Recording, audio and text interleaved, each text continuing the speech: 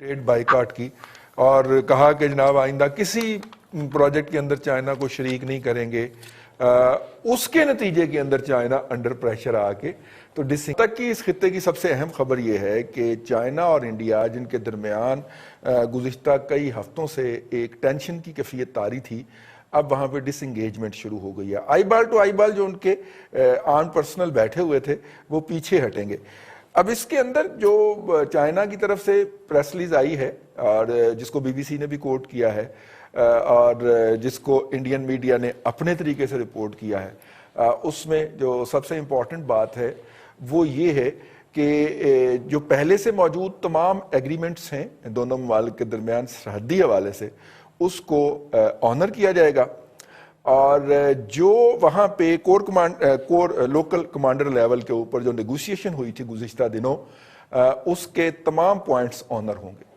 اب وہ جو لوکل ہوئی تھی اور جس کے اوپر انڈیا اٹک گیا تھا کہ نہیں ہم یہ نہیں مانیں گے، وہ یہ تھا کہ موجودہ جو لیول ہے جہاں پہ ہم اس وقت پہنچ گئے ہیں، اس کو لکھا جائے ان ڈاکومنٹ کہ یہاں سے ہم ڈس انگیجمنٹ کر رہے ہیں اور ہم پیچھے کو جا رہے ہیں. اب سلسلہ یہ ہے کہ یہ چائنا کی پوزیشن تھی، یہ انڈیا کی پوزیشن تھی. چائنا اپنی پوزیشن سے اندر آیا ہے اور انڈیا اسے روکنے کے لیے آگے گیا ہے. اب کیا چائنا ادھر سے واپس اس پوائنٹ پہ چلے جائے گا؟ نو. اور کیا انڈیا یہاں سے واپس اپنے اس پوائنٹ پہ چلے جائے گا؟ نو. اور یہ کامن ایریا جس میں دونوں فورسز جو ہیں وہ پیٹرول کیا کرتی تھیں وہ چھوڑ دیا جائے گا.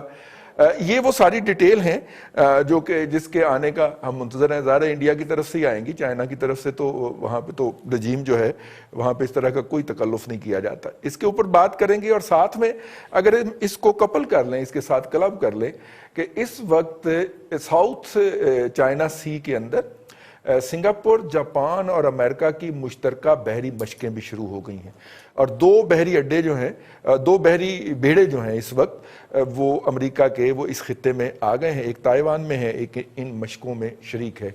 تو کیا چائنا نے اپنا ایک محاذ بند کرنے کی کوشش کی ہے؟ یہ وہ اہم سوال ہے جو ہم اپنے پینلسٹ سے کی طرف لے کے جائیں گے.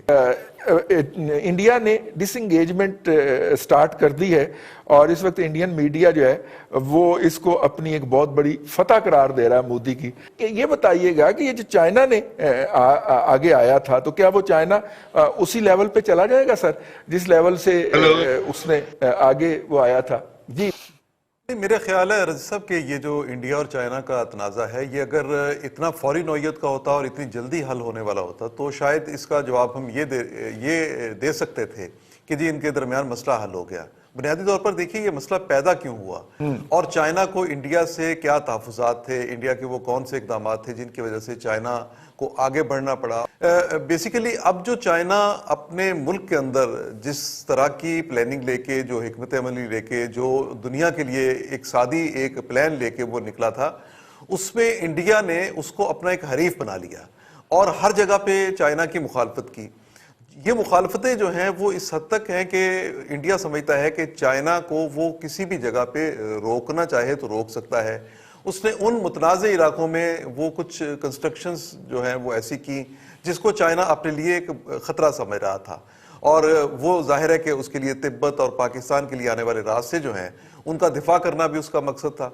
اب یہ سارے معاملات کوئی حل نہیں ہو گئے. اب سی پیک کی بات کر رہے ہیں. سی پیک کی میں بات کر رہا ہوں. اب یہ سارے معاملات کوئی حل نہیں ہو گئے اور آپ دیکھیں کہ یہ جو واپسی ہوئی ہے فوجوں کی، ڈس انگیجمنٹ جسے کہا جا رہا ہے، یہ کوئی چائنا کی طرف سے محض صرف اس کی طرف سے نہیں ہے بلکہ انڈیا کی طرف سے بھی ہے. جی اگر 1.5 کلومیٹر چائنا کی فوجیں جو ہیں یہ واپس گئی ہیں کچھ ایریاز سے، تو اتنی ہی واپسی جو ہے انڈین آرمی کی بھی ہوئی ہے. مودی کی جو وہاں پہ لداخ کا دورہ تھا اور اس کے بعد یہ جس طرح سے ان کے مذاکرات تو پہلے سے ہی چل رہے تھے.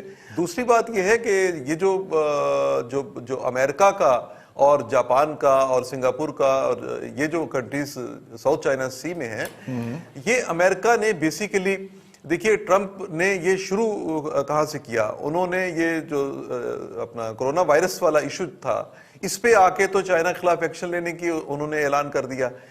یہ انڈیا کو ایک ایسی سپورٹ تھی جو انڈیا اپنے لیے خواب کی طرح دیکھ رہا تھا.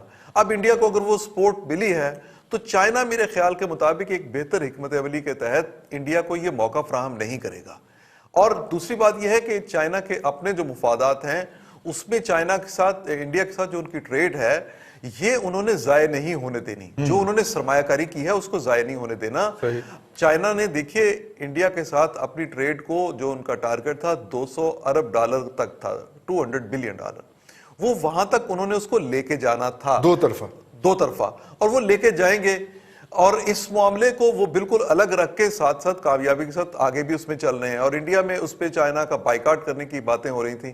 یہ سارا کچھ میرے اپنے خیال کے مطابق ایسا ہے کہ جس میں ابھی ہم یہ قطعی طور پہ نہیں کہہ سکتے کہ ایک تو یہ کوئی تنازع ختم ہو گیا, دوسری بات یہ ہے کہ جو ڈس انگیجمنٹ ہے یہ تمام ان متنازع علاقوں سے ہے جہاں پہ انڈیا اور چائنا کا معاملہ تھا, بلکہ یہ میرے اپنے خیال کے مطابق چند ایک علاقوں میں ہوئی ہے.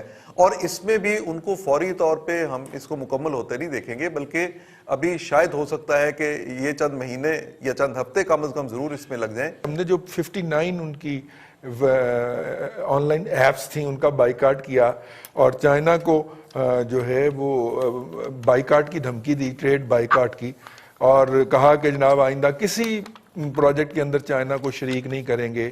اس کے نتیجے کے اندر چائنا انڈر پریشر آ کے تو ڈس انگیجمنٹ ہوا. ایل او سی وغیرہ گرم تو نہیں ہونے جا رہی بھٹی صاحب؟ میرا مطلب ہے آپ ادھر سے ڈس انگیجمنٹ کر کے اپنا غصہ جو ہے وہ انڈین ہم پہ اتارنے آ جائیں. اگر رضوان صاحب آپ اپنے پروگراموں کے نکالیں کلپ جب ان کی یہ کیجویلٹیز ہوئی ہیں, تصادم ہوا ہے چائنا اور انڈیا کا, اس سے پہلے میں تواتر کے ساتھ ایک بات کہہ رہا تھا, جی اگر بالکل آپ کہہ کو رہے یاد تھے. ہو کہ یہ معاملہ بہت آگے تک نہیں جائے گا.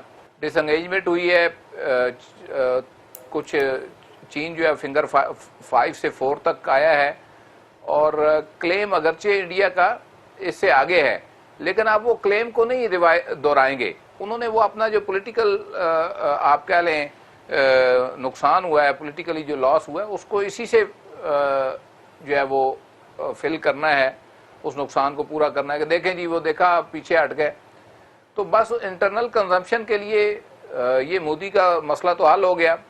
اب رہ گئی بات کہ جی بارڈر کے اوپر دوبارہ کوئی ایسا ایشو نہ ہو, تو لگتا نہیں ہے کہ اس ساری جو صورتحال اب تک بلڈ اپ ہوئی اس کے بعد کوئی مزید گنجائش رہ گئی ہے.